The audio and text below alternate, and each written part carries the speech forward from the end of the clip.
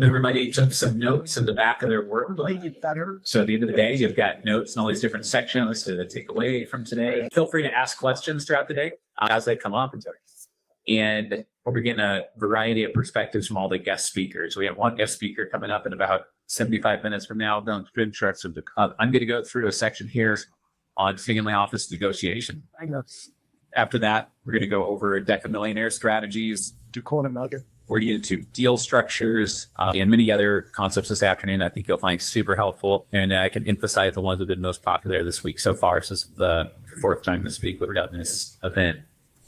This is really important. The first time that you meet with a family office, publicly traded company, any sophisticated investor, they've probably seen so many transactions and they're so experienced that the first impression matters a whole lot. And they're listening to you and thinking to themselves instantly across 3 or 4 areas at once. Where did they meet you? Who made the introduction? What's the trust around this relationship? The way you're speaking, does it make them trust you more or less? Just like we heard John Lantera say, he mentioned $900 million. Sometimes he looks at the facts. He's like, we are not doing that deal. He meets with the person and they're doing the deal. Other times you think you're doing the deal and then it just doesn't happen because of the person. So that's part of it. The other part of it is, how clear is it that what their value add is? And then investors just train their brains over time to think, what's the downside risk? What's the upside risk? And they do some quick napkin math in their head, like instantly. I'm like, oh, okay. So this could be an all or nothing. It could make 20x my money or lose my money very quickly. Or this has downside protection that has a pretty base conservative assumptions and good upside. And investors smell that out faster and faster the more they've been in business. And they're looking for things that stand out across everything else. Just have to know that this happens instantly every time something is shown to an investor. So in 18 years running the Investor Club, I've just found that having a powerful position, unique, compelling offer, you do what you say you're going to do the first time, you add value first, extreme focus, high velocity, high integrity, creative mindset, and high performance over a long period of time is what sets you apart if you want to attract family offices as partners, investors, clients, etc. Well, we're going to go through some deal structure examples now and just examples of how to get transactions done. This could be for you as an investor. You might back a startup and then before you know it, they're doing $1 million a year in revenue and you need to help capitalize them. You might get a first investor in a deal and now you need to bring you in and help them close out the round. Or you could be building a private equity platform for yourself.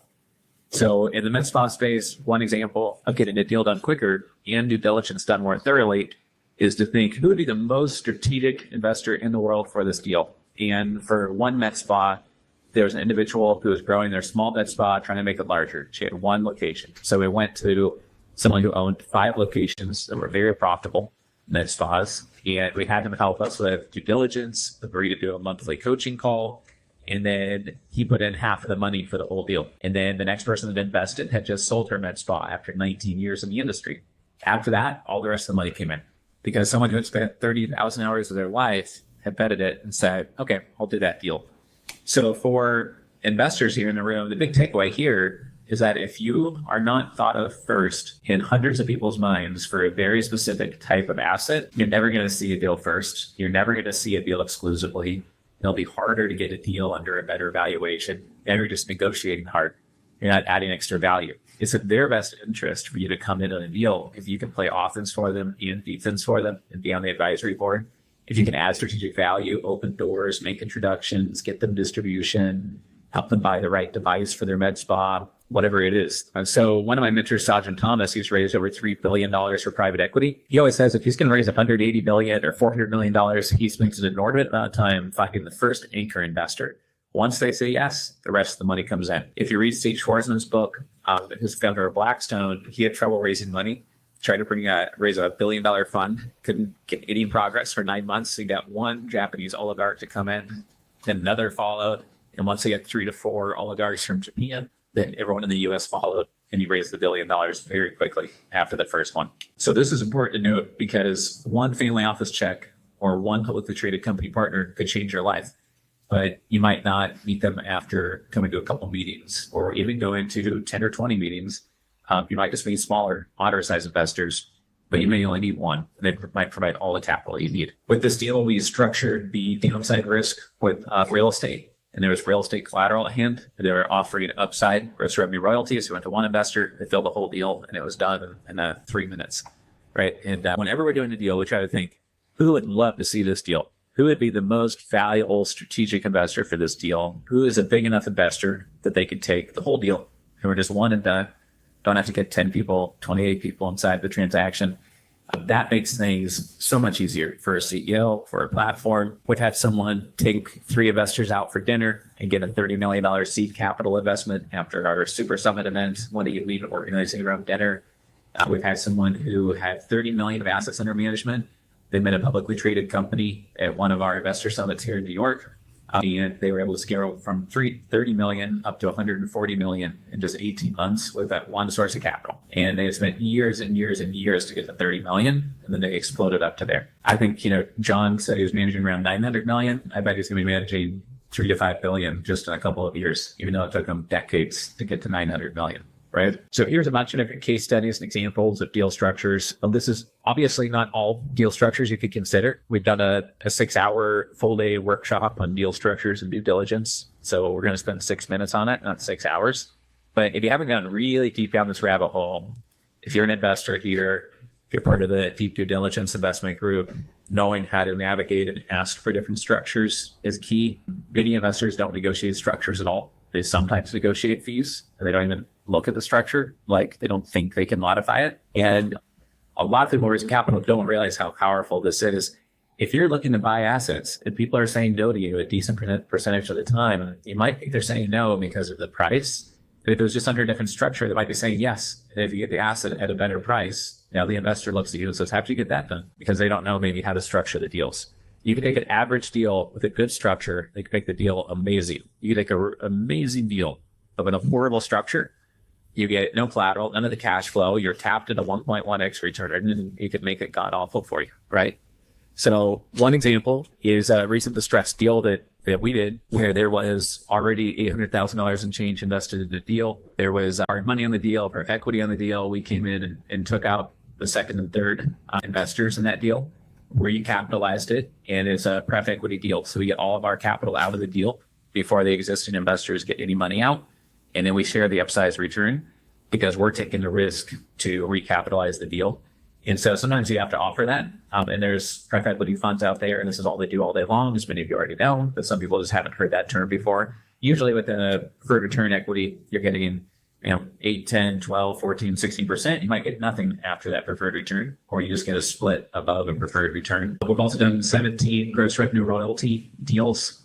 We've done deals where investors just get a 2x return on a 3% gross revenue royalty. We've done deals where you get a 1.2x return. They just get a little drip. You get an equity warrant when they sell. We've done all different types. Every time we do one of these deals, the agreement gets better and better in terms of having optionality. What happens in this scenario? What happens in that scenario?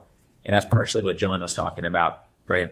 Different types of covenants and different types of what if then the rate jumps to this or that? Because he knows in many cases it does happen. The other thing that maybe the most valuable thing to point out on this slide that I would guess only 1 or 2 people in the room know about this, maybe I'm wrong, but many times investors negotiate for equity and not an equity warrant.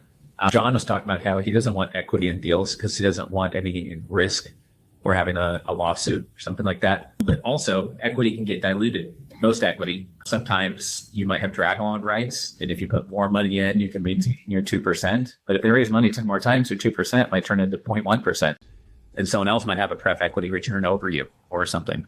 Right. And so one way to guard against that is to talk to your attorney. So I'm obviously not your attorney, can't give you legal advice, but basically, if you can work with them to structure an equity warrant that activates at the sale and doesn't have an expiration date, then if you activate a 1% equity at the sale, then you're getting 1% of the company at the sale if it's designed right, right?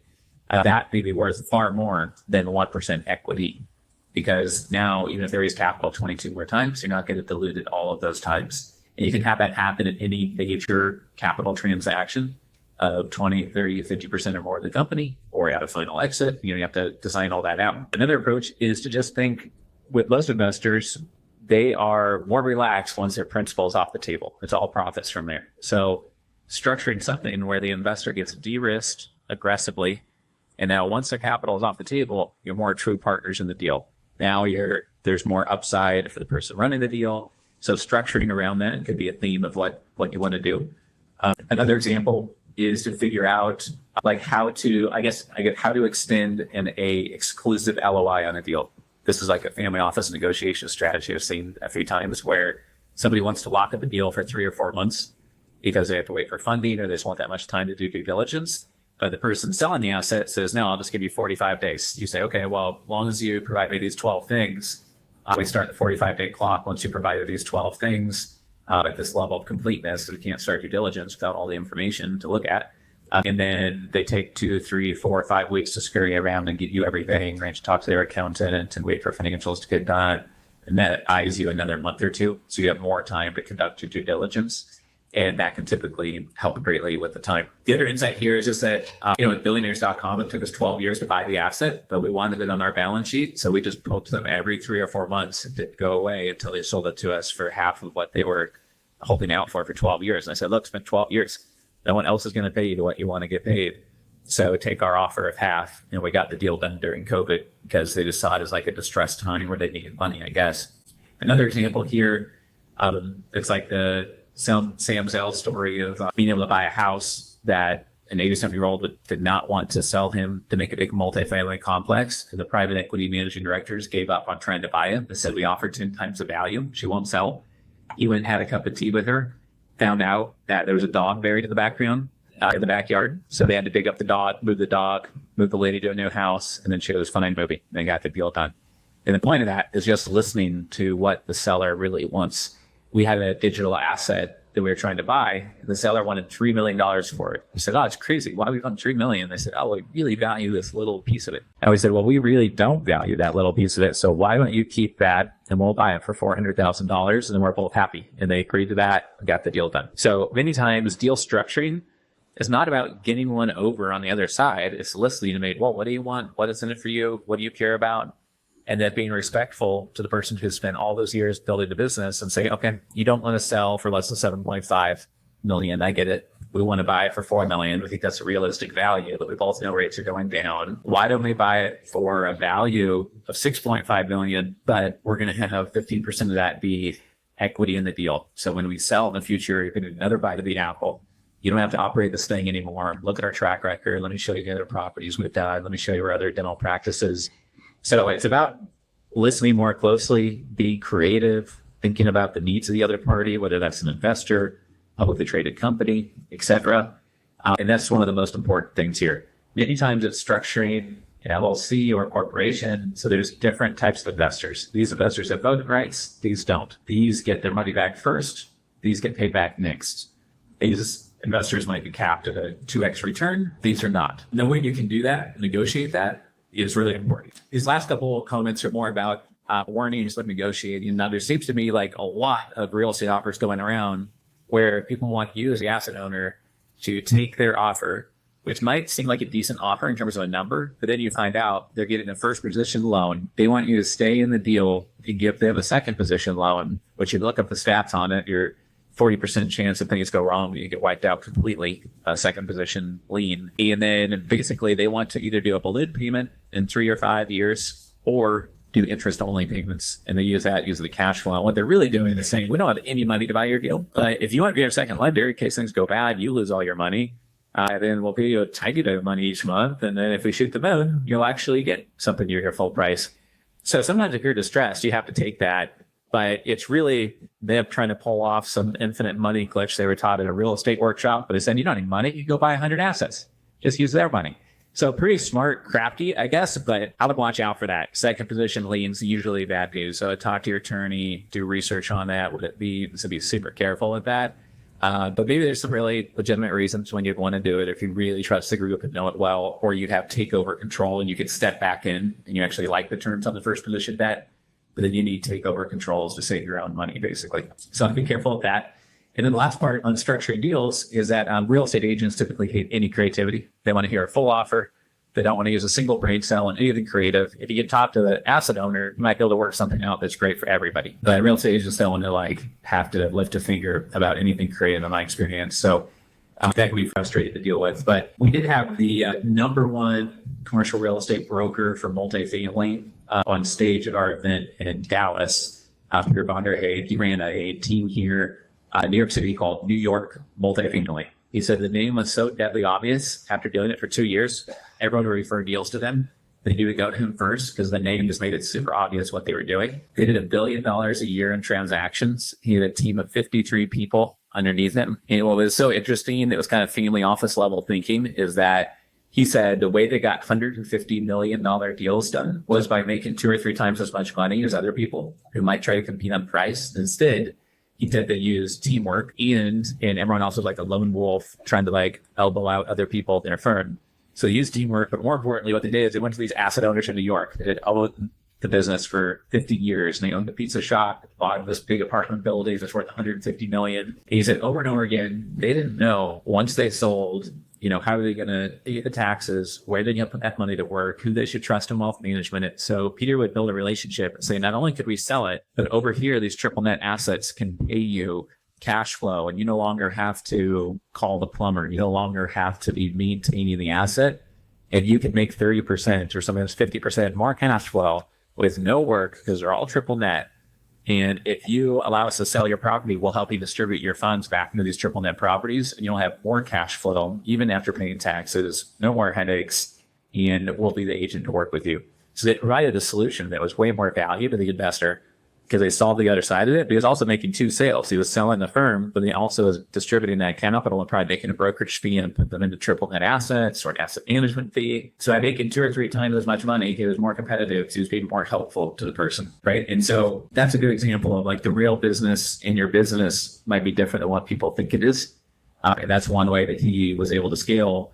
Since then, Peter has started his own asset management platform, and he's now grown to $600 million in assets in just 5 years.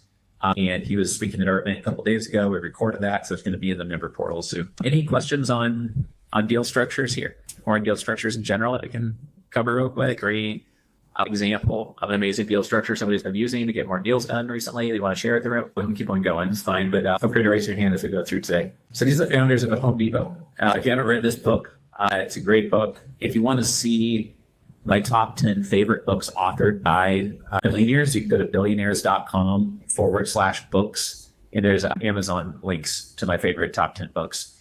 But they basically say in this book that they don't see it as being workaholics. They don't see it as like, oh my gosh, I have to do office work. They see it as like this exciting adventure, and they love working on what they're working on. That's like Arnold working twice as hard and enjoying it because they were making their vision come true and making their dreams come true. Mark Manson says that, before you're successful, everyone's going to say, why are you working so hard? And after you're successful, they'll say, oh, you got really lucky, right? It's the same thing, right? And Mark Cuban basically says that business is a 24/7 sport, and it's not about your capital. It's about your willingness to outwork and outlearn everyone in your niche.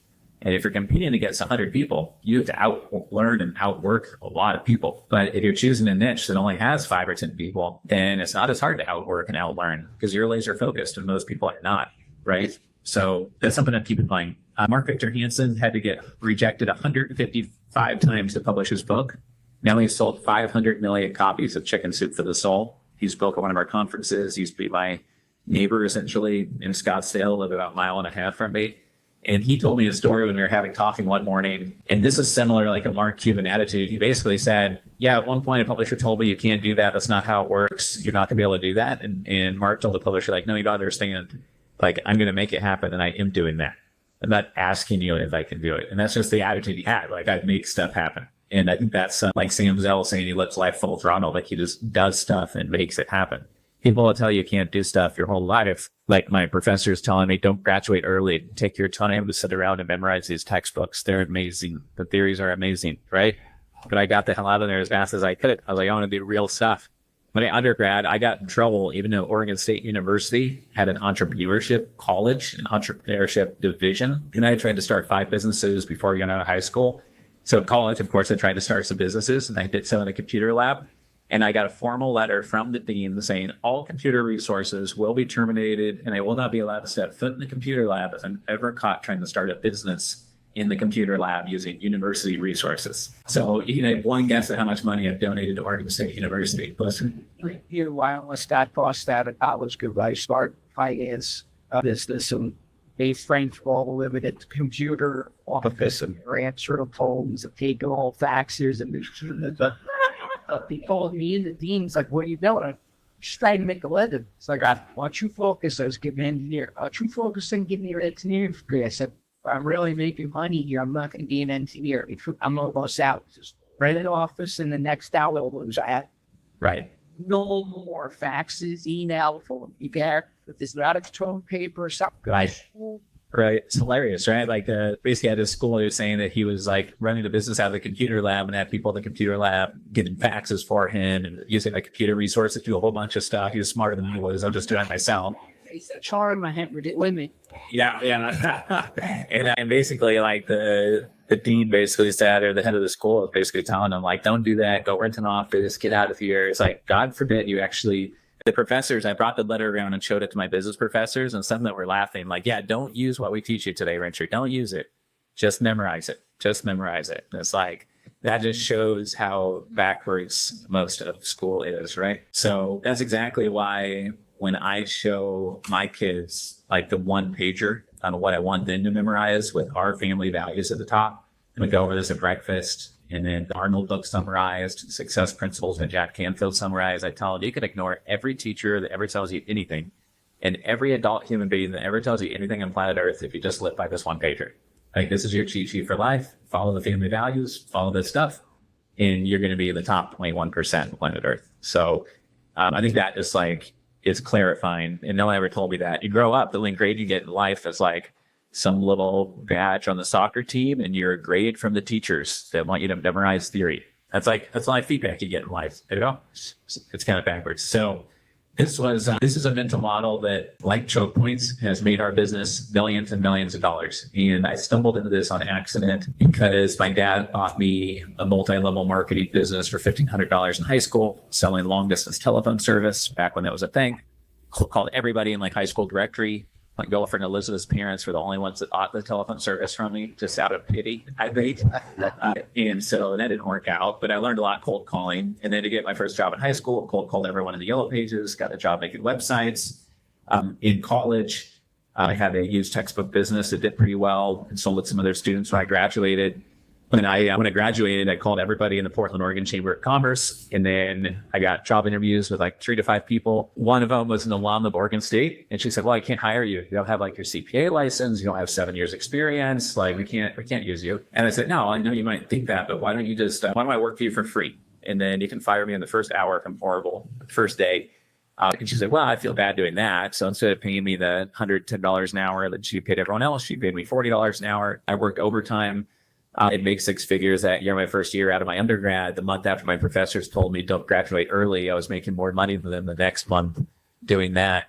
I just be willing to put myself out there and say, I'll work for free. Like, I'll prove I'm not like super dumb. Like, I can figure this out. And it worked out. And it like created good luck through hard work, putting myself out there, making offers that have no friction, no risk to the other party.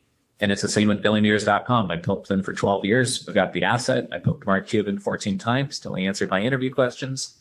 And it's about being politely persistent. So the brute force reciprocation is basically taking the idea that if a hacker tries to guess your password 1 million times in a second and they get it right, then bad things happen. Then try all these combinations to see what works.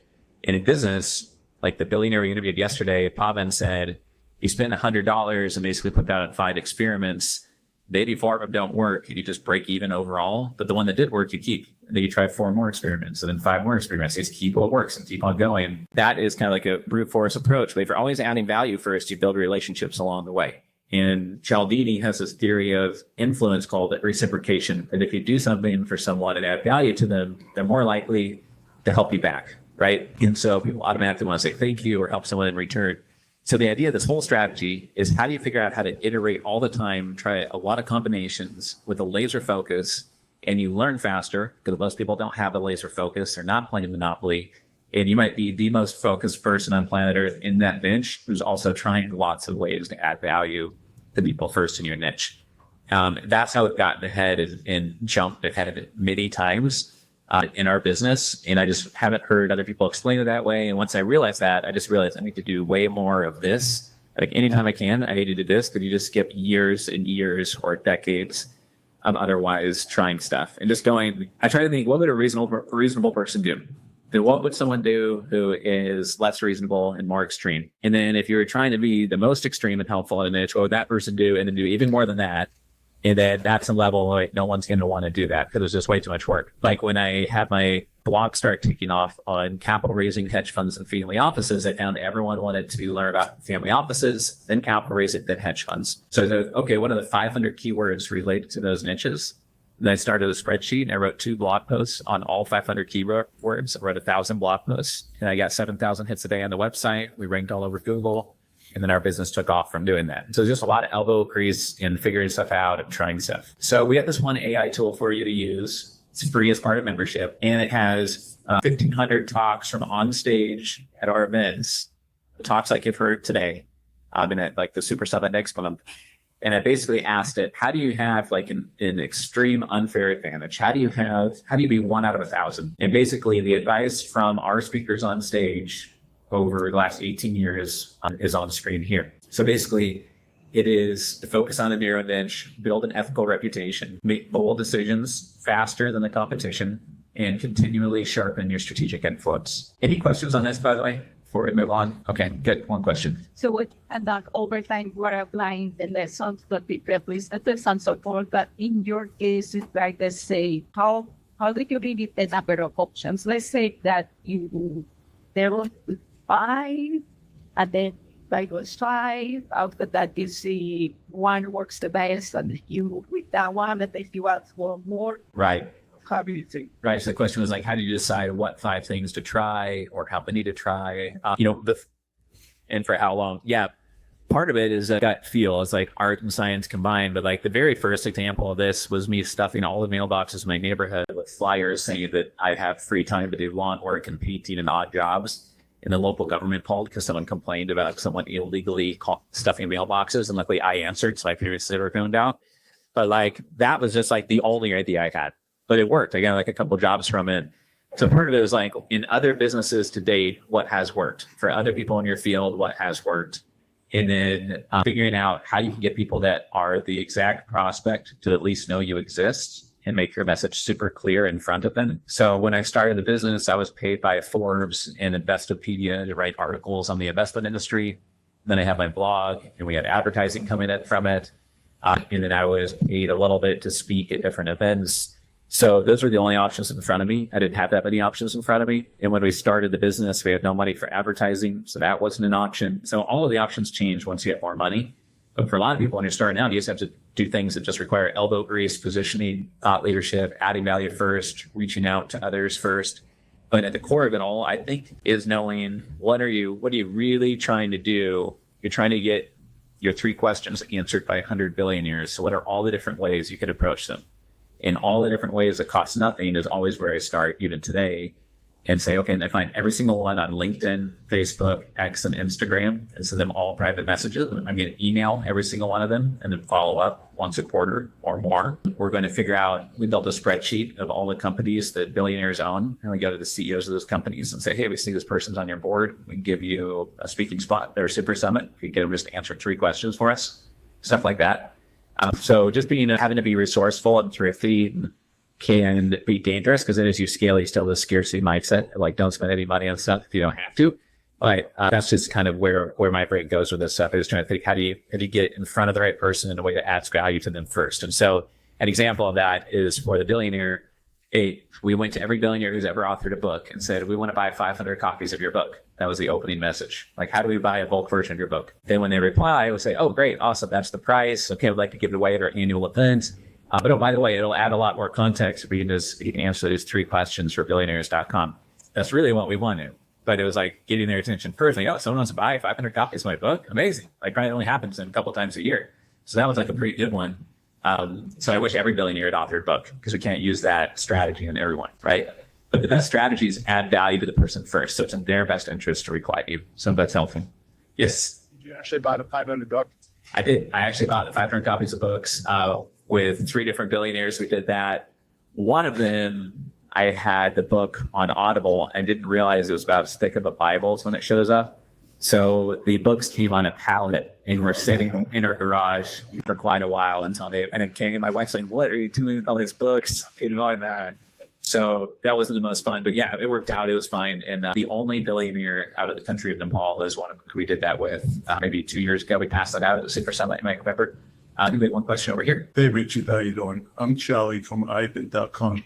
About billionaires.com, when did you buy it? At 2.5 years ago. What did you pay for? 400K and change. They wanted 1.2 million for 12 years. And then we paid 400K and change. It's a very valuable piece of virtual real estate. And that's another thing that we should cover at some point at another event. Yeah. Have you gotten a return from it that meets what you paid?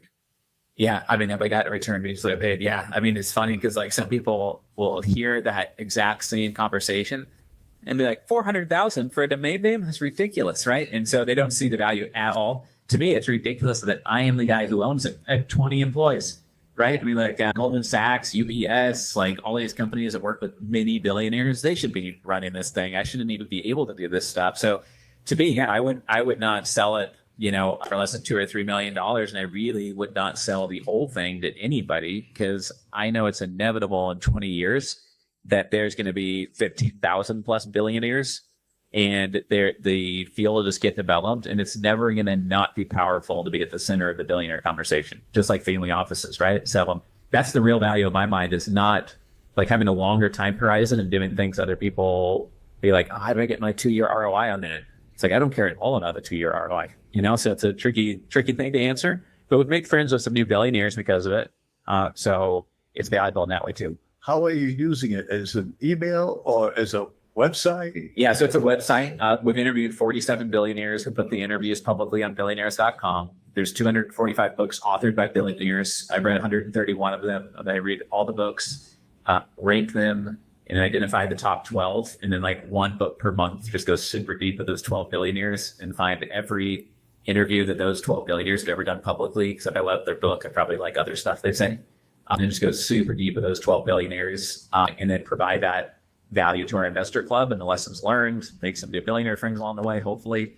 And then just have it be the #1 website in the world for billionaire strategies, mental models. And then we have the Billionaire Collective Intelligence AI tool.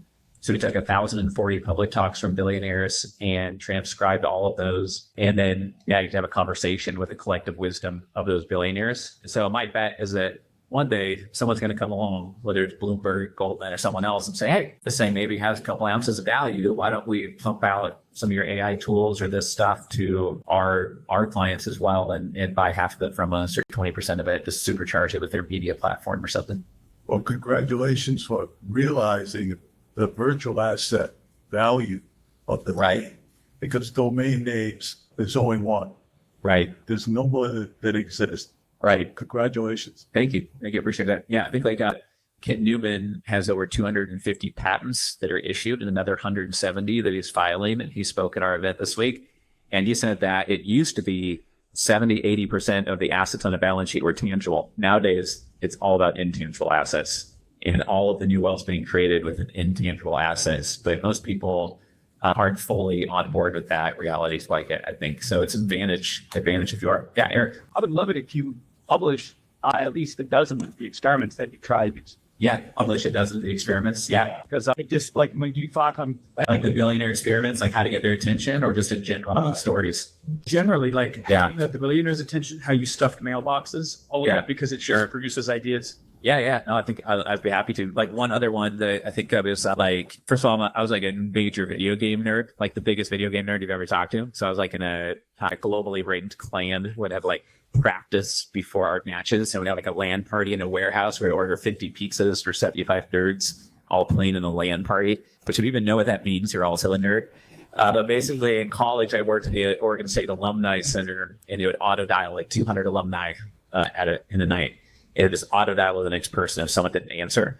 And the system would tell you who it's dialing, what degree they had. And I quickly learned that liberal arts majors and history majors never donated $1. And the engineering majors and business majors and pharmacy majors would donate moderate amounts. So if it wasn't a top 3 major, I skipped the call, only would call a high value. And then it would suggest I asked for 10% more than last year. And sometimes last year was like $40. So I would just for a minimum of like $300-$400, and I would ask for twice as much as last year, made up my own formula. And it was like 6x everyone else on the ball. It was like everyone else's name. And I was like, way the heck up here. Like, how are you doing that? I was like, I don't know. Yeah, it's doing. And that's there is like I think like figuring out what's going on in the system. You know, the story is like why'd you rob the bank? Like, that's where all the money was. You know, it's kind of like, well, I could start a business in the family office space. Like, well, it turns out ultra wealthy is probably important to have a trail guide for that industry, and no one was helpful to me. So we got familyoffices.com for $10,000 way back in the day and started blogging on it, and everything took off from there. Awesome. Thank you.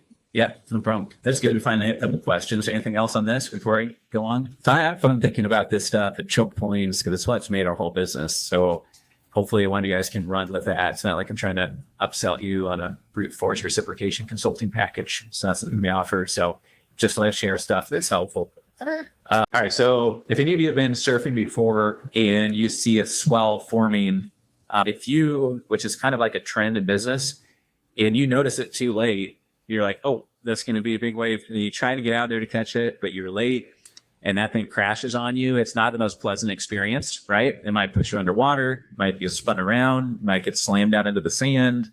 Joe was at our event on Monday.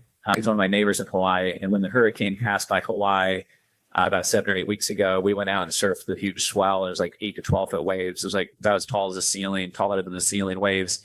And we got slammed a few times and down onto the sand underneath the ocean. And basically, if you chase a trend, and there's been like cryptocurrency, sports betting, cannabis, AI, domain names in the 90s, and you're not careful and you're following the herd and you get there late, you're just going to get punished severely for trying to like chase some trend, especially if you wait till it's at like de-risked. Like, oh, now everyone's doing it. Okay, maybe I should do it now. Might be the worst time to do it. And Howard Marks is the most important thing. There's a billionaire that has one of the many that backed John Doterra, who was on stage earlier. He said that he is not smart enough to predict the future. He doesn't pretend like that. You hear some people saying, oh, I predict every crash since the beginning of time. Like, he doesn't say that. He says, well, you should be able to stick out your head out the window and know what direction you're headed in at least. And so the point of this is that sometimes the tide matters more than the swimmer. And if there's a really strong trend, you might want to pay attention to how that impacts your core competence, your core business. Be aware of how AI is going to affect your manufacturing company or whatever. But also, we had a speaker on stage this week, Brian Miller, who has done over 100 private syndications as a passive investor. He has equity right now in over 10,000 units of passive income with real estate in terms of like storage units, RV, multifamily, et cetera. And he showed like 7 different examples of waves he's written over the years. He bought NVIDIA at $3.40 a share, still has it today. And when Phoenix nosedived in real estate, he bought properties at 20 cents on the dollar when everyone thought it was toxic. And Howard Marks says that when other people think an idea is really bad, you probably get it at a better price. And when they think it's really super toxic, it may be toxic or maybe the best deal of a generation or 30 years, right? So a good example is like with COVID hit, Marriott, MGM, American Airlines, it all went down 90%. Like, I never talk about stocks. I never recommend stocks, et cetera. I'm not an expert on it. But I told my wife we're buying as much of these big brands as possible because I don't think that Disney and Marriott are going out of business. Probably going to do okay long term. So this is a topic that comes up all the time now with big families. They still have their 3 sections or 3 areas of wealth, like pure defense for the wealth advisor, real estate, and then wherever they want to play offense. They're putting much more often than before 2 to 5% into gold/crypto, and also 2 to 5% of their private equity type allocation, perhaps into these trends for directing their wealth advisor to put a little bit of the diversification bucket and then lean into one of these trends like rare earth minerals is one that Brian Miller said might be still have some legs to it this year. But again, that's at your own risk. I have no idea, not a rare earth mineral expert, but like those are this trend of swells coming in and riding the trend of something that can be dangerous, but you get maximum acceleration when you are positioned for the wave before it crests, and you take it as it's starting to crest, and you get the most if you can keep on riding that crest down the crawl because you're perfectly positioned and you know what you're doing, right? You get maximum acceleration of your wealth. So it's something just to think about. Gary Vaynerchuk says that you should be dedicated to your craft so that you are there before anyone else is. This is playing the game of Monopoly. So when the swell comes in and you are the one really well positioned, that you really know what you're doing because you are well positioned there before everyone else. And that is why we also own centimillionaires.com and decamillionaires.com, because there's 1.2 million decamillionaires in the United States. And I just feel like these channels of private investors are just going to become more and more robust and developed and mature. And we want to be positioned around those. So that's the game of Monopoly we're trying to play. Yeah, Michael, get the microphone behind you there. Hey, Richard, so in your smallest analogy, where is AI now? Where is AI now? I guess the way, right? Because it seems like it should be a tsunami. Yeah. We don't know where it's early, right? So also, I know you're talking about sort of legal advice or something. Yeah. But then where, a lot of commentary in the markets. Yeah. And AI is too frothy. Yeah. He is 40% tech companies or whatever Right. it is. So, it's overwhelming to think. Yeah. More about it than. Yeah. The movie The Big Short was made around Michael Burry, what's his last name? I forget his last name. Yeah. And he just took out short positions publicly on NVIDIA and even more so on Palantir. Sam Altman saw the podcast last week. And the guy who's a shareholder was like, well, Sam, you got 13 billion of revenue, but you're going to spend 1.5 trillion. Tell me how that math works. And Sam's like, you want to sell your shares? I've got sovereign wealth funds that'll buy them. So let me know if you want to complain more. So yeah, I think it's unprecedented. Elon basically was like, I give up. Some of this corruption and waste in the government's also from the Republican side. It turns out they don't like it when they start pulling those plugs. They get punched in the eye, and now I'm out of a job fixing the government. It's like, it's broken. It's unfixable. Instead, he's like picking up needles on the beach, and he looks over, and there's like this tsunami coming. And like, these needles don't matter. Like, the only fix for the government is the tsunami of AI, robotics, data centers. Data centers contributed more to GDP than consumer spending last year. So I don't know. I think it is, Elon calls it a supersonic tsunami. And I think it's probably right about where you see this picture, like it's crashing in real time. But many times the first wave coming looks big and you just can't see the wave or two behind it. But if you wait, it's sometimes bigger. And sometimes you wait, it's like, oh, there wasn't a second wave, and so that's the thing. I don't pretend to predict the future for sure. I do think that robotics companies are already valued highly, but there will be $5 and $10 trillion, I think, valued robotics companies in the future. Like whatever those might be. And I think that is like a massive wave coming as well. And it's like the internet. People say like, it's like overblown. Look at all these dumb.com that's been like, the internet did transform everything, right? So I think with any wave, there's some parts that get way overhyped and there's some parts that are not. And I'm not smart enough to figure that out. If it was your extreme focus to only invest in AI publicly traded companies, you probably have a smarter answer than me on that. Yeah. And then the last part around evolving your mindsets. All of this just applies to, again, generational business about all that. Thank you. You're welcome. Great. Thank you. You reminded me of something of Warren Buffett. He says he looks to hire people that have enthusiasm, intelligence, and are hungry. And I recently interviewed Michael Scott on stage. He came to our club and never raised capital in his life. He raised $8 million, sold his company for over $100 million 3 years later. He spoke in New York here at our AI event start of this year. He said that he was lucky to have a PhD. He was poor, hungry, and driven.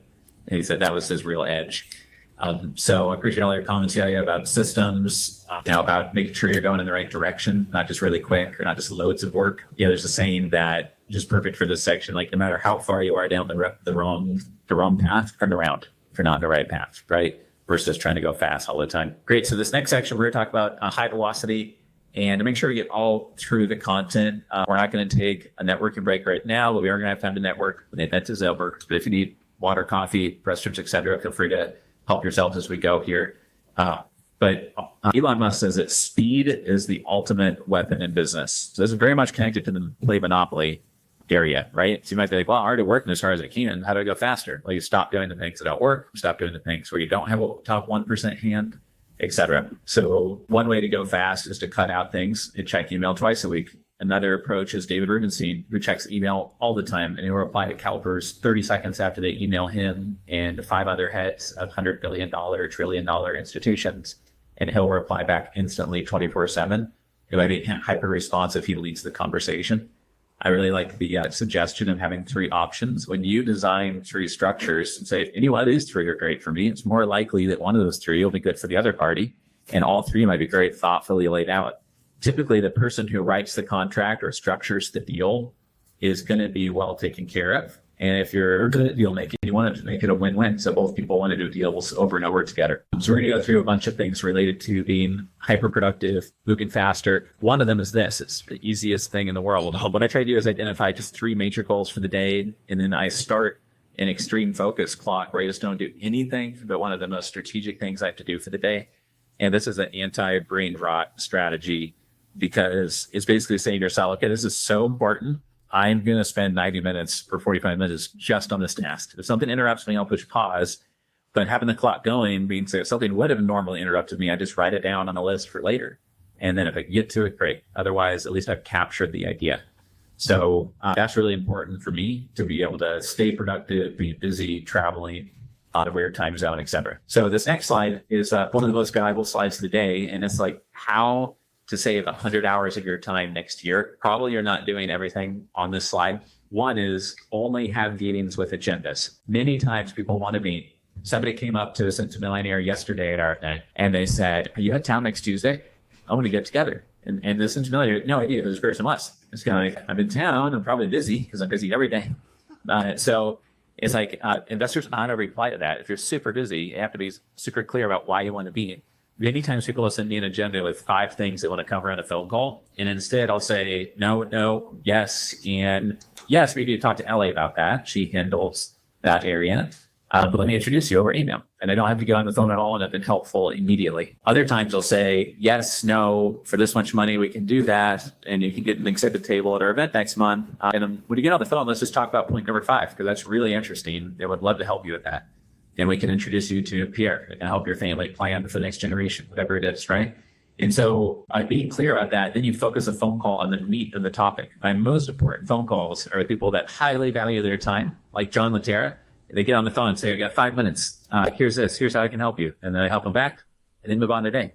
And they're the most valuable people because they are busy, because they're responsible for a lot.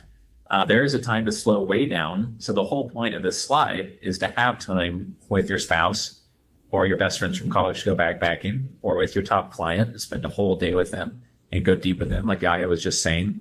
So you can be very attentive to the most important things. But most people who are reaching out to you to get a meeting is to sell you something or to see if you can use your time or resources to help them with something. And you have to want to catch up. The punchline is, do you want to invest in this? Can you help me on this? Can you give me your time for this? So John Laterra said that many times he uses that strategy of, hey, I just got 5 minutes. Here's what's going on. Grant Cardone says every meeting he says that. Sorry, I just got 5 minutes. My calendar default is 15 instead of 30 or 60, and it really throws people. Sometimes they're like, oh, well, I see the meeting's under 15 minutes. When do you have a full hour? And they just want to talk about what we're going to talk about on a podcast, you know? And generally, I'd like to not have a call on that at all, but I do if needed. And so what I like is that you can respect other people's time. Just know if you're starting to work with people who are at family offices, they may or may not operate this way, but they may appreciate keeping things concise. Like there's a saying in the marketing world, I'm sorry that my message was so long. I didn't have time to write something more concise. Because it takes energy and effort to narrow something down. And the ultra wealthy need to say no to almost everything, like we talked about before. And you have to get better at saying no every year. And so this point number 6 is really critical. Is that 90% of time when people say they want to have a meeting, it could just be handled via text or email. And you see fast-moving founders talk about this fairly often these days, that meetings are like the death of business. If you're in meetings all day long, you get nothing done. The end of the day comes, you have nothing done on your to-do list, right? And so Bezos talks about how if you have to manage someone for 5 hours to get them to work for 40 hours, then you have a 1-to-8 ratio. But if you only need to meet with someone for 2 hours a week and they manage 10 people who are all working 40 hours and you have that ratio and everything's staying productive and aligned, then you're way more productive. And so most meetings be done via email or text.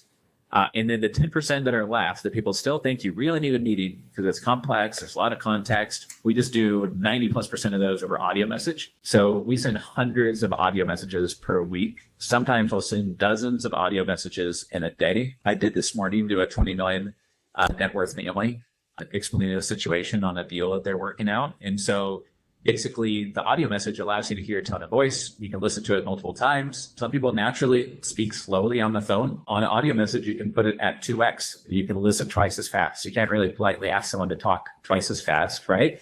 And also, if Yaya calls me tomorrow, no matter where my base IQ is, I'm way smarter if I can listen to his message, think about it, do a little research, bounce it off the team member, look up some stuff online, do a deep research report on Grok Heavy and GPT, and then get back to Yaya with a really great answer. And he's gotten a more thoughtful answer. And you can hear in someone's voice, they're excited, stressed, worried about something. So the audio messages are really helpful for that. It's really helpful for me, actually, the team. And I manage the team's time in a few ways. I use HubStaff that takes random screenshots of the screen, and then I know about when people are checking in, checking out, which helps dodge bullets. I found one person said, "Oh, well, it seems like really Big Brother. They like be taking random screenshots while I'm working." Like, I've never had that before. And I was like, "Have you worked virtually before?" I said, "Oh, no." But I said, "I really don't like that because I have kids and I might work 5 hours now. Then I have to get on in the evening." And I was like, "Oh, it's even better for you then." Because like, I don't care when you get your work done. It's just like that you generally have worked about a full work week, and then we'll always pay you for your full work week, of course. And she's like, "No, I'm out. I won't take the job if I'm actually going to have to work while working virtually." Like, okay, well, dodge that bullet, you know? It's like, what's like less than a problem, right? So that's interesting. We've also caught people embezzling money, like getting access to the PayPal account and sending money to their landlord to pay for their rent at an apartment. In the screenshot had a picture of them answered an email to their landlord with the email address. And we emailed the landlord, and for another April 12th, that was a rent payment that came out of our PayPal account, which we could see in the records. Of course, the employee still denied it. They should have known it was taking screenshots. There's a little bit of an embedded IQ test in there too, right? And then the other thing is at the start of the day, every day, my team says, "Start of day report. Here's the 4 to 7 things I want to get done." And those things have to be measurable, and it can't just be work on websites. It has to be complete pages, about us, team, and this on our website. So it's measurable if they got it done. And that's at the start of their day. And at the end of the day, they do an end of day report. This is in front of the whole team on Slack. So everybody knows what everybody's working on. And at the end of the day, they report as they got done, what they plan to get done, or maybe they had to change directions to do something completely different. But that way, virtually, we all know what everybody is working on with more transparency than you would in person. If everyone's just typing away on their computers, you really don't know what everyone's working on. And I can say, "Oh, don't work with that client. They actually said that they're going to go a different direction. They want us to help them with a video instead of a one pager," or something like that, right? So that helps the whole virtual team sync and helps us keep on track. Any questions about any of this? Every now and then someone gets highly insulted by this. You're like, "Well, then you're never making any real relationships or connections." But the whole point is to not have something misconstrued when you're working virtually. If you can't hear someone's voice, that easily happens. And then also to be able to go really deep with somebody when you need to. It frees up your time. And if you're not doing this, then you lose so many hours of your time. You'll spend your whole life just on Zoom with phone calls if you don't get good at defending your time. Any questions on that before I move on? Okay, so this graph basically is showing that, like, for those that are very, very not successful, that maybe never take any risk at all and never put themselves out there, for most people, they wait until things are mostly de-risked or not very risky at all, or they might be willing to take a little bit more risks. And then for the most successful people, I find, is that they realize all of their success came from at some point having the courage to take a risk. Like Ray Dalio says, you'll never be wealthy unless you're aggressive in some areas, and you'll never keep your wealth unless you're defensive in some areas, right? So you need to take some risks. And like Bezos says, be stubborn on the vision, but flexible on the details. Brad Jacobs, worth $8 billion, says that standard pace is for chumps. There's no speed limit in business. Elon already said, speed is the ultimate weapon in business. Michael Dell said, if you don't have a crisis, make one. Like, you always have to have something urgent. And I like this one that Peter Thiel made the best. Instead of pursuing many-sided mediocrity and calling it well-roundedness, a definite person determines the one best thing to do and then does it. And Sam Altman says he's never met a slow person that's successful. So that's the point of this section.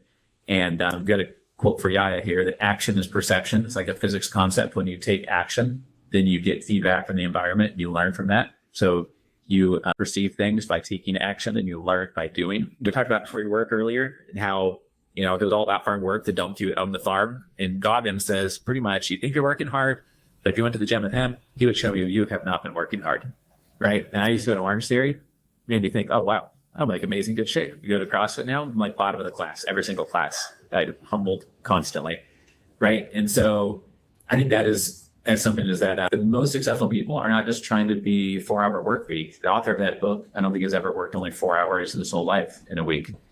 It's really about working hard and smart. They work hard at getting smarter all the time, and they also work hard because they love what they're doing. So to other people, they look like they work really hard, but they're just excited about what they're doing. And I keep finding these overlaps. That's why out of 125 speakers on stage next month, 5 or 6 of them are NBA and NFL pro athletes. I keep on finding overlaps between the 0.1% in sports and then the top 0.1% in family offices. So Tom Brady says at his Hall of Fame induction speech, and he has nothing to sell you.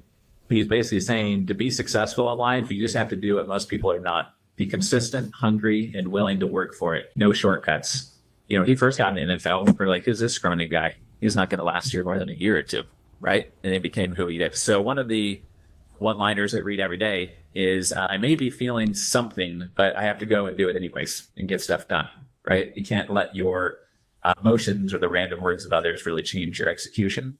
So for me, I just find getting up early. When I was in mainland, it was 4 to 5 a.m. Now that I've been out in Hawaii, I get up between 2 and 4 a.m., usually 3:30 or so.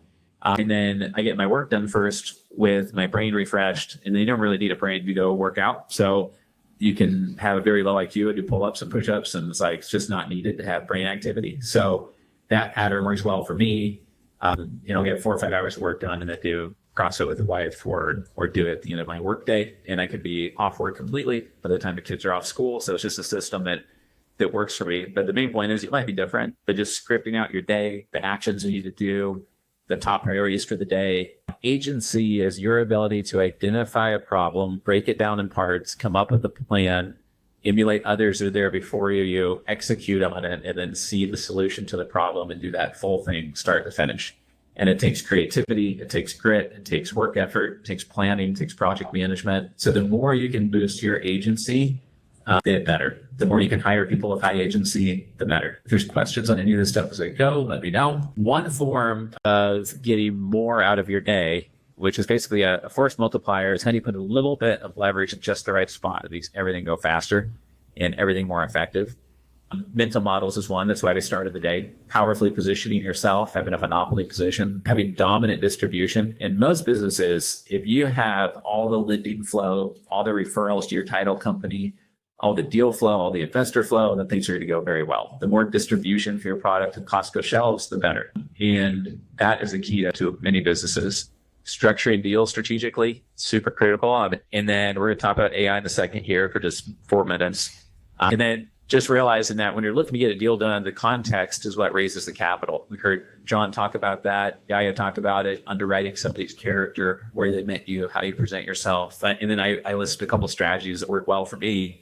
But these two are blank because as you're thinking through where you need to apply energy that will multiply your efforts and either produce more assets or produce more IP, et cetera, that should be unique to you. Just like this one's unique to me. So you could copy all these or none of them. But the whole point is your DNA and your assets are different than mine and your focus is different. So what's a force multiplier for you is more of a concept for you to develop and think about and then go deep on that.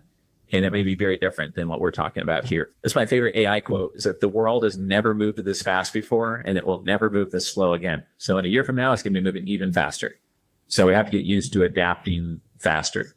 And my favorite way for explaining AI is basically, you could use your feet to get around the world and around New York City. You could use a skateboard, bicycle, you could use a car, or you just walk around with your feet. And of course, if you use a vehicle all the time, you will become unhealthy. If you use AI all the time, probably you'll get dumber because you're never using your brain, right? So people have talked about that and some studies on that. But basically, some people are like, no, I won't use AI. It hallucinates. And, the saying is that humans hallucinate too, just in more predictable ways. It's not like we're perfect either. But basically, you are choosing to have either walking around the world with no vehicle, no bike, no car, or you can have a second brain. And your second brain is artificial intelligence if you want a second brain. But if you use a free GPT, it's 105 IQ, and it's about average. If you pay $20 a month, which if you're in this room, you can afford that, it has IQ at 125. So it is top 10% intelligence. If you pay $200 a month, so a little bit more on your cell phone, its intelligence is top 1%. So you get to choose whether you have a second brain or not. You get to choose whether it's mentally impaired or genius level. It's up to you. And also Dan Sullivan says there's 2 types of knowledge: worthless knowledge or specialized knowledge, right? Here, the whole point of having everyone speak today and this week is to gather specialized knowledge. The only reason I still come to all of our events, and I've been to all 300 of those to date, is to gain specialized knowledge, learn more myself, and then we just implement what Yaida says and Pierre says, and we implement it in our own business, and then our business does better because of that. So it's important as you are thinking about artificial intelligence, you ask yourself these questions. What's your second brain beat out of? And go back to what we started the day with. If your financial IQ is not ahead of your net worth, those two things are going to come to equilibrium one way or another. You're going to have to spike up your IQ real quick, get around the right people, or your net worth is going to come right back down really quickly. And this is what most AI systems are built off of. Reddit, Wikipedia, a Ukrainian 17-year-old podcaster put out 1,000 episodes of hard money lending and has ever done a deal in his life. Like all that just gets fed into these AI tools. It's just generic data. And so what we've done is built our AI tools based on transcripts from billionaires, talks on stage like I've heard today, all of my workshops, my books, our webinars, interviews we've done, etc. And we call our AI system Investor Super Intelligence. We have built out 57 unique tools. They're all pre-trained, ready to use. You don't have to configure them or hire someone. If you don't know how to use a tool, you just literally ask it, how do I use you? What are the top ways to use this? We have a tool that's trained on 1,000 strategies for negotiating down fees with your bank, with your insurance advisor, with the fund manager. We have a tool with transcripts of 1,000 plus public talks from billionaires. You get advice from their collective wisdom. A tool that writes 7 versions of your one-liner. They can do it over and over again until you love it. This tool, one of our members said, is like a tool from their gods, is what his exact words were. It has 1,000 deal structures that is trained on 2 million data points. And you essentially say, I'm trying to buy this swimming pool maintenance company. It's 2 million revenue, 500,000 profits. The owner wants to sell for this. I want to buy it for that. I want to do a little bit of seller financing in it. I want to use royalties. What do you suggest? And it will knock out 10 deal structures for you based on the library of 1,000. You can say, well, I like number 2 and 8. Show me 10 more like 2 and 8. And then it does that. You can say, well, make the valuation a little bit higher. Show me 10 more like that. Do that over and over again until the deal structure is super dialed in. And then we'll write the email to the counterparty and the attorney to sell them on each part of the deal so they don't feel like they're being tricked. It makes sense. And then one of our most popular tools, we had over 1,000 due diligence reports through Dewey Instant Due Diligence Advisor. And even if you're an attorney and the applications to read every word of a PPM, or you're in the deep due diligence investor club, they like to read PPMs for fun on the weekends, I think. Usually your eyes will glaze over and it's hard to understand all the terms, even if you're an attorney. And it's like referencing all these paragraphs, all these different pages. And so the reality is, even if you are an attorney yourself, putting it within Dewey and then seeing what are red flags, what fees are abnormal, summarize all the fees, what is above average, below average, what's missing. And then Dewey will write the 7 due diligence questions everybody should answer before you get on the phone call with someone. So those are just 4 or 5 of the 40 plus tools that are in the portal. This week we had Chip on stage, who's raised $7.5 billion, and him and 99 others are in this tool called Coffee with Capital Raisers, with $100 million capital raisers. And you can literally, while you're walking the dog or walking through the airport, just chat with it and get advice from the collective wisdom of like the masters of capital raising, that usually you're lucky if you meet 10 of those people in a decade that you get to have a cup of coffee with, right? So this is a big force multiplier. And again, we just had a 6-hour workshop on this. We had our laptops out. We went through a bunch of the tools. So we're just spending 6 minutes on it today. But any quick questions on this, just to make it clear for anyone that's new or anything that somebody's curious about on these tools? As a member, to make it way less overwhelming, if you're a regular member, there's one tool called the Investor Super Intelligence Guide tool. That tool gives you links and tells you which tools you should use first. And if you're a VIP member, then you also get our investor pipeline tools that are investor data driven. And there's a special VIP guide for you that you can navigate all of our tools that way. That's the most simple way to get access to all this stuff. Any questions? All right. So this is one of my favorite sections. I think if you're truly wealthy, it's about holistic wealth, right? Social health, mental health, as well as being wealthy with freedom that you have in life, right? And so one thing I realized while going to Singapore, I was speaking at a private equity event. I was up here at the Marina Sands Resort, and I was up here in the top corner there. And my friend Josh was in town at the time, just randomly. And so we were up here to look from the infinity pool on top of the building. So we were over here, and I had a Corona there with him. And then I was looking at these blue buildings here. This is all built on ocean infill and the old waterfront, really cut over here basically. And there's a whole bunch of infill and made all this new waterfront. And I was like, wow, whoever built that building did like a $3 billion project. That's pretty amazing compared to my, $3 million a year in time investor club. I should do something big like that one day. And I was telling Josh that, like, man, I got to do bigger things. And then we walked down to Clark Key over here and had like 2 margaritas, not a lot. Next morning, slept in, woke up at like 8:15, had like an 8 a.m. meeting with like a $700 million family, and I missed it. And I was like, oh, dang it. So I messaged him right now, but I don't have time to meet with you. And I was flying out that day. So I didn't get to have like an official meeting with them. I was about to get banned the day before. And so I was like, here I am saving money to all these ambitious things. I can't even make it to an 8 a.m. meeting. It's like, how ridiculous. So I was like, I'm not going to drink for 3 months. And I just never missed it since then. So that was 14 years ago. I had my first kid coming, and I was like, I don't need to have less energy. So we still serve drinks at our events because my team tells me people like them. But we also serve green shots in case you want to take that version of a shot instead. It doesn't offend me when people drink. It's just something to stop doing as a health experiment. So a lot of people who have, like Paul Carter manages $8 billion and he's 47 years old. He's going to be on stage with me doing a fireside chat next month. He's also a black belt in jiu-jitsu, trains every morning. Ricardo Giannini started a fintech company. I was his number 2 investor, sold it to a billionaire a couple of years ago. A lot of people who are high energy, fast moving, are also health focused and health minded. And nowadays, I think people are a little bit more judgmental and less kind, like the guy was saying. But also some people like to, it's easier to blame other people for decisions that made, basically, right? So some people are like, oh, I can't believe that the government has mercury in the stuff that we had to take vaccines. Or I can't believe this is required. And I don't really care whether you're pro, anti, or don't care about vaccines. My whole point is people like blame other people, forcing them to do things. But most of us have chowed on this stuff a few times, and they've had French fries, also known as cancer fries. And it's like, no one forced you to have this stuff. Pure poison. There's no upside. There's no forced consumption. But not putting yourself into a dangerous health position is important, right? So you want more energy, more focus. And basically the main point of this whole section is that if you stress yourself out constantly and you sacrifice doing fun trips with your family or your spouse, and all you do is worry about building the business because you probably feel responsible for your family. You want to do well for them. And you do all of that, the sacrifice of your social health, your mental health, emotional health, physical health. You're basically telling the kids, like, they won't hear the words you say. They will watch your actions, and your body language will be so loud. You'll tell them the only value in this family is money. In this house, we worship money, and our God is money, and the only thing that matters is money. Like, if you're not careful, that's what it's going to look like. That's what gets communicated. And I've always thought, like, someone explained it to me this way, that getting an $800 tattoo, people get tattoos to express something typically. But being ultra healthy is a full body tattoo of discipline that you cannot buy. And people respect that. And whether you're someone who's sold your 6 dry cleaning companies, and you talk to a dry cleaner and they want to be you when they grow up, the more you can influence yourself, the more influential you get to other people. And if you can't influence yourself, how influential can you be on other people? But that's in many domains, not just health, right? Everyone has their own challenges in life. No one's perfect.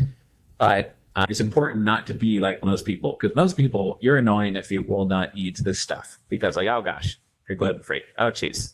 Like the joke is like, how do you tell who's vegan in the room? You don't have to tell, they'll tell you, right? And like, so it's like, you're weird if you don't have stuff injected with chemicals that has not been through a machine, right? Like, you're the odd duck. But the most successful people I know are not like everybody else. They have little quirks like checking your email twice a week, or little quirks like Rubenstein answering his email hyper active. That's like his edge, right? So I like doing fun adventures with my wife. We're going to the Nepali coast next week with 8 people, a couple of investors and friends, my wife. So we did across the Grand Canyon and back. We took 1 10-minute break, and we just took 3-minute timed breaks and did the 45 miles in about 23 hours. And it was 12,000 calories. At the end, it was a ton of fun. I mean, the Grand Canyon is like a wonder of the world, right? So there's this quote from, I think it's the only quote from Fight Club today. The things you own end up owning you. I think it's really good for people in this room to hear. And the founder of Telegram is a billionaire. He has over 1 billion users on Telegram. He's been jailed for keeping it private so governments can't spy on what all of its users see. France jailed him for that. And basically he says, like, I don't even own a car. Because as soon as you own a car, you have to figure out, how am I going to insure the car? Where am I going to store the car when I'm out of the country for 2 months? Like, should I let this person borrow my car? It's been 2 years. I'm now bored of my car. I need to wash my car? I need to maintain my car? Who's going to take the car to the mechanic? Right? Like, sometimes annoyances over one asset. You own 4 houses. Now you need managers at the houses and cleaning of the houses. Now you need security. like what Mincy was talking about, right? So it's like all these assets you gather and managing so much of your life, but just managing all of your assets, right? And so he said, like, forget that. He doesn't want any of that in his life. So he doesn't own anything. So I tell my kids, like, we could have bought like a warehouse and lived in Nebraska and lined up some Lamborghinis of different colors and shined them every day. But instead we decided to live in Hawaii and have an outdoor adventure lifestyle, be healthy, and make it so when I look outside, we're like, dang, I need to get outside and not sit on this computer and stare at my Slack and my email inbox the whole day, right? Because if I married a workaholic, I would just be working 24/7. But my wife is more like, hey, I don't need more money. Let's go have fun. Or we don't, don't work so hard. You should do this. And she balances me out. But it's also why we chose to live where we do. So there's this hierarchy of needs everyone goes through in life with like basic needs, more advanced needs. And you see some people who do become very successful then start focusing more on health. So I just encourage you to do that. We've had some people in our community, we don't have any Weight Watchers sub benefit of being here, but we have one member that's lost 65 pounds, has kept it off for 3 years, and he said it changed his entire life. And he's speaking on stage next to them, sponsoring our event. He doesn't do anything related to health. He didn't come here to join for health, but it's completely changed his life. If you lose 65 pounds, like you would have died early probably, right? And so there's a meme of Jeff Bezos when he first started, and the meme is like, I sell books. And it's like his nerd mode. And then here he says, I sell whatever the F I want, basically, right? And so it's meant in a comical way, but it's like Zuckerberg training jiu-jitsu. There's a reason why people go to that, because what's left besides a novel experience, making sure you're not sick all the time, that you're healthy, you feel good, you live longer. If you work with ultra wealthy families, turning them on to the reality that the best investment they can make is themselves, so that they don't die early and get sick all the time. It's such a common sense thing. I don't hear anybody talking about that almost ever at any investment conference. I live with my 3 daughters, my wife, and my mother-in-law, and nonstop Taylor Swift getting streamed through Alexa. So I have to go on backpacking trips for mental sanity and balance. This is some pictures from trips we've done on recently. Again, most people spend more getting an oil change on their car than $600 having inside trackers send a nurse to your house, draw blood, and give you 50 biomarkers on your health. And in a doctor's conference, everyone was paying $30,000 a year for membership. One person out of 170 has spent $30,000 on their health. They all were spending more on their wealth than they were on their health, which is pretty backwards. Because if you die, you're probably going to be making less money. Hopefully everyone around you is very sad that happened, and they would rather you be worth less and still be alive. But being ultra healthy is not instead of ultra wealthy. It should fuel you being ultra wealthy. And it's a full holistic definition of wealth.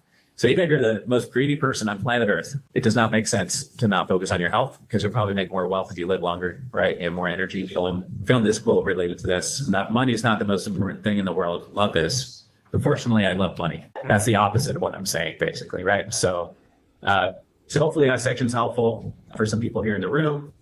Probably all have things we're working on health-wise. Not easy to actually do what we know we need to do. Any questions on health before we go to the final section of the day? Yeah, Betsy? The biomarkers.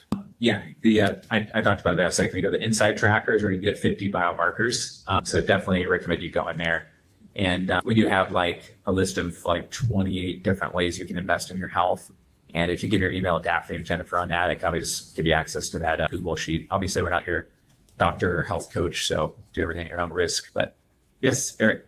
I just want to say that what you have here on health is absolutely really liberating for me, because I've come from the retail grind model where you're starting to slave to the firm that you're working for. Right. And that's been decades ago, but they sort of brainwash you, and it's hard to escape the slavery of that mindset. So just being in a room where what you're talking about is endorsed, right, it just makes me feel more free to go out and then do that sort of thing, have an identity of staying active and fit, rather than I got to slave away at the office all the time. Right. Yeah, I think also, they've shown that a nap can boost your IQ by 10, 50 points. Just a 20-minute nap can refresh your brain. You'd like this NASA nap where they did a bunch of studies on NASA astronauts. And then also working out can help control like cortisol. A lot of us probably don't sleep enough, maybe drink a lot of coffee. So it can help your immune system, cortisol levels by working out. And if any times when I go backpacking and don't have like the phone or any connection, you get to really think deeply about like what you're doing. And you come back, sometimes you look at the reality around you, you're like, what the hell is this stuff? Like, why am I doing this? Like, it's so bad. And you just don't have patience for it anymore. You just realize after stepping out for a second you can almost look at what's going on as an outsider, I feel like. And I always come back and make changes. Like, all right, we're not doing that anymore. All right, yep, we have to terminate that person. I've been to for a long time. I don't know why I put it off. So for me, that's like a big benefit of doing it too. Yes, and were you gonna add something else, Eric? No. Sorry, I was just gonna say, yeah, I agree. That perspective, going away and then coming back. Yeah. I never see the benefits of that until I'm in, and I never think I should go. Yeah. And when I do go, I'm always like, yeah, that was a great idea. I don't know why I was hesitating. Right. Yeah, exactly. Thank you. There's a saying, like, if you don't feel like you have time to meditate for 5 minutes, then meditate for 10. Yes. Real quick, Rich. Thank you. Curious, what are you thinking about the Peter T's of the world, Tim Ferriss, Gary Brecka? Do you think that it's worth on an individual level paying maybe 10 times what it's worth for a more custom treatment? And do you think like there's an intrinsic value to most of the companies that those types of people are on the cap table for? Yeah. Good question. I think there's definitely a growing market for that, for sure. What's interesting is there's all these like really advanced things you can do, like move the needle. But honestly, the core issue is that most of us would be ridiculously more healthy if we worked out twice a day and one was just a walk. And then we ate food with no chemicals in it, hasn't been through a machine, and we had like enough protein and veggies as like most of the food. By the way, I'm not a doctor, so this stuff kills you. It's your fault, not mine. And then we just like slept enough, right? And had like a social life, had fun in life, you know. So I feel like people should be doing that before they spend $100,000 on some fancy pants, custom peptide, this, that, and the other thing. But the Inside Tracker thing is really cheap. There's no reason not to do that. If you have a car and you pay for the oil change on that, you can afford this. But I don't know. I'm not really an expert on those services, but I've really done this out with it. I have some friends that do like Fountain Life with Tony Robbins and stuff like that. Is that what you're talking about? Those types of things? Sure. Is there one more question over here? All right. Just raise your hand anytime if there's another question. So final insights here. I got to interview Dr. Cialdini.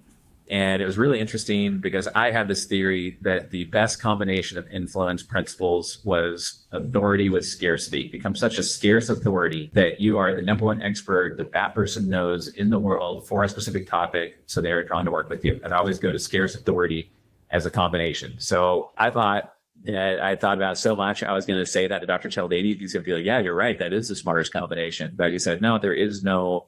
He said the right answer is that you should not have a favorite influence principle out of his top 6. He said the right answer is you just listen and just take it all in. And then based on what they say, you just say something that's actually genuine and helpful back to them that does play off of the influence principle of commitment, consistency, reciprocation, scarcity, or authority. And that you don't have some pre-planned game of like, let me play this card every time, because it's not going to be like the natural. It'll look forced and unnatural in some situations. But he also said, it's scientifically proven, if you go to buy a vacuum, a watch, a computer, and you see it in person, or you meet the person in person, face to face, that it's scientifically proven you're 16 times more likely to buy. But what if somebody is pitching you on marrying them for the rest of your life? What if you're going to invest $250,000? I bet it's way more likely you want to meet that person in person, right? Way more, obviously, right? So I think that's super interesting. And that's why I have to fly all around and not just hide out in Hawaii and be the ultimate introvert, is because like people need to meet in person to do deals together. They want to see who you are. Just like John Lantira said, he has to walk the real estate, hear from the CEO. Paul Tudor Jones says that the illusion is that money is your moat. He says everyone thinks that his moat as a billionaire out of Wall Street is that money is your moat. He said the truth is that your network is. Paul might be able to call GIC Sovereign Wealth Fund of Singapore and direct a $300 million check with just $1 million of his own, $2 million of his own, or none of his own money. And it's his network that's most of the power. That meeting in person is how you get the most done. And it's scientifically proven that that's true. So I asked our AI tools, Investor Advantage, everyone that's still come on stage at our events, our Billionaire Collective Intelligence tool, our Pro Athlete tool, my AI tool on every book I've written, every workshop I've done, every webinar I've ever done, and some of our other tools as well. And I basically said, how do you be 1 out of 1,000? And here is the combined answer. Something that's become obvious this week after saying it 4 times. But like the first one, laser focus on a high value niche, be bold and not boring, have a clear, unique, compelling vision, be ultra healthy and have a peak mindset, be high velocity, high integrity, have a beast mode of work ethic, and implement fast. So you'll notice that clear and unique, pretty much aligned with laser focus, right? and velocity, implement fast. There's like some trends here throughout the whole day, but also this is the collective advice of thousands of people that are all defined as 0.1% people. That's where I keep on seeing these ideas combine, and that's why I'm presenting to you at different forums between guest speakers, pro athletes, billionaires, centimillionaires, decamillionaires, etc. To extend your mode, play a unique game, acquire strategic choke points, secure distribution, be the number one in a specific thing for a specific type of demographic or client. And then to show your credibility and commitment, try to do things that nobody in their right mind would do unless they're super serious about being there long term. Whether it is building out billionaires.com makes us $0, but it positions us.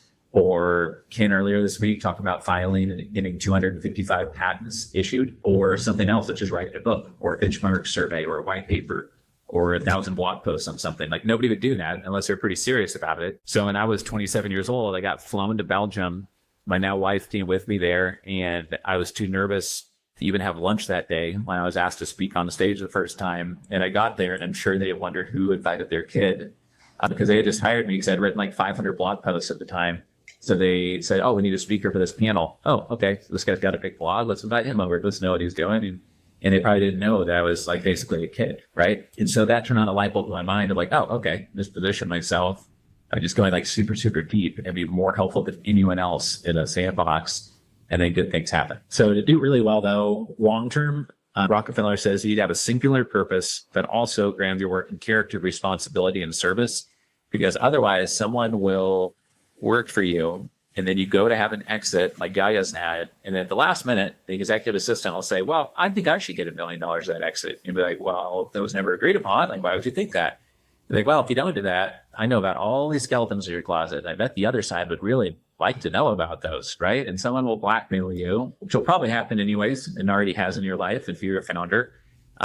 You won't be able to sleep very well at night if you got skeletons all over the place, right? Because then when your salesperson doesn't like that you won't pay one percentage versus another, they'll threaten to use something against you and have black and white evidence that it's true, right? So you have to do things in a high character way and do things in a responsible way where you're doing good in the world, because otherwise it's just going to come back and you're just punishing yourself with sleepless nights or someone having like real dirt on you. So we always start out every event just saying that the more of a class act you are, probably the more people want to do business with you. Calm is a superpower. Be politely persistent. Think before you act. If you could really take advantage of someone, maybe don't, or maybe help them out. Maybe the terms seem to be better for you to leverage, but maybe I'll put them out of business or be extra cruel. And then they're going to owe you a favor later to be helpful, or just word will get around that you're not a bad guy. Maybe people should consider doing business with you, or girl, etc. So do what's right, set the standard. Draft today, we talked about many concepts, hopefully enough that you wrote down at least 3 or 4 notes of things that you want to put into place, if not 30 or 40. So we talked about mindset mastery, focus on something unique, high action, focus on excellence, patience with results, but aggressive implementation, how to scale, how to be pointed with your energy, focused, be a gracious learner. We talked about playing the game of Monopoly, top 1% hands, choke points, force multipliers, AI tools, being more productive, managing your time, extreme focus, deal sourcing, scaling. We also talked about deal structuring. You can come up with your own deal structures and your own ways of navigating transactions and negotiating them. You need to ask yourself, do you have a second brain yet? Is it impaired or is it genius? And what's feeding it? Are you ultra healthy? How can you become ultra healthy? And then have an integrity shield to defend yourself against those that will come after you. Like Vinci said, you're a target. Once you're successful, you become more and more of a target. So that's a good summary page for a lot of today. I know it's a lot, but again, it's supposed to be a Ritz-Carlton buffet. So hopefully there's something good there for most people. Just don't forget this slide. If you're looking to do more business within our club, you can knock out all of this within a week. You can do most of it within a single business day. And you might want to lock yourself in a room with a notepad and just quietly think about how to refine your position to be so unique and powerful that instantly people leap forward and say, wow, never heard of that before. Like, well, that's refreshing. I wish everybody structured the deal that way. Where that's really clear and unique and helpful, etc. So that's really important to do. And our website probably should be updated by now. I haven't had time to check, but this will be live on our website today, where you talk to Daphne here or Jennifer. They've both been with me for a decade now. And we're going to have this in place. So you get your background check, you get a copy of it. If your attorney says it's fine, you put it in your data room. Well, that way you'll get the verified check mark in all of our events. You help me edit your 1-minute video. You get $12,000 of sponsorship exposure, and the membership costs $10,000.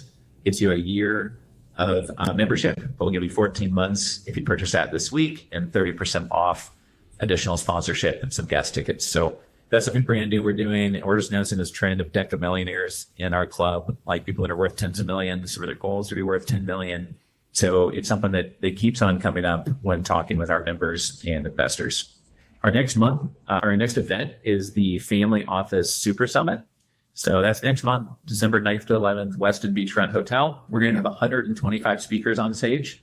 It's twice as many people are sitting in this room will just be the speakers on the stage over the 3 days. So it's a firehouse of information. And there are more family offices speaking on stage at that event than any other family office event globally. It's the fastest moving event in the investment industry too.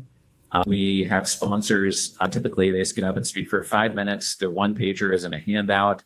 So you don't have 45 minutes of someone pitching their hedge fund to the whole room. They're 5 minute, little short deal flow talks, we call them. We have lots of discussion panels. We have, I think, 6 fireside chats. We have a keynote talk from a Navy SEAL, an $8 billion family office founder, as well as other single family offices, deca millionaires, and centimillionaires. So it should be an exciting event. And next year, out of 30 events that we're doing, a quarter of those are going to be in New York. So if you're in the New York area and it wasn't me to get here today, you should be able to come to 5 to 7 of our events without even leaving the New York area next year. They maybe come to our $100 million summit in Dallas, or our Silicon Valley Super Summit we're going to be hosting in Palo Alto, or our Beverly Hills Super Summit, et cetera. So hopefully a couple of the national summits you can come to, and then the local New York events we hope as well. Any questions on our event calendar or anything I covered in the summary section this afternoon? All right. Well, my email's here. If you have any private questions you don't want to ask in front of everybody, just shoot me an email, richard@familyoffices.com. If you really don't like something we're doing and you want us to change it or never do it again or do more of something, you can always let me know. It won't hurt our feelings. We always want to get better at what we're doing, of course. And if you need a new member walkthrough because you're brand new, you have no idea how to access AI tools, etc., Jennifer does those calls every day with new members. So you should get that on the calendar so you know how to leverage. Or if you've just been a member forever and you just don't even know what your login is anymore, let Jennifer know. She handles that. Daphne has been head of our data division for a decade. So if you have a question on family office databases or pitchbacks.com for design help or the Deca Millionaire membership, ask him. And unless there's any questions, I think that's it. We have got the space for the next 45 minutes or so to network. I'll be hanging out for a little bit if anyone wants to come up and say hi before you take off. And hope you enjoy meeting each other a bit more. And don't forget the welcome email have not only the slides, but the prefrontal cortex training Word document for you to test. We hope you find that productive. And thanks for all your attention today. Take care.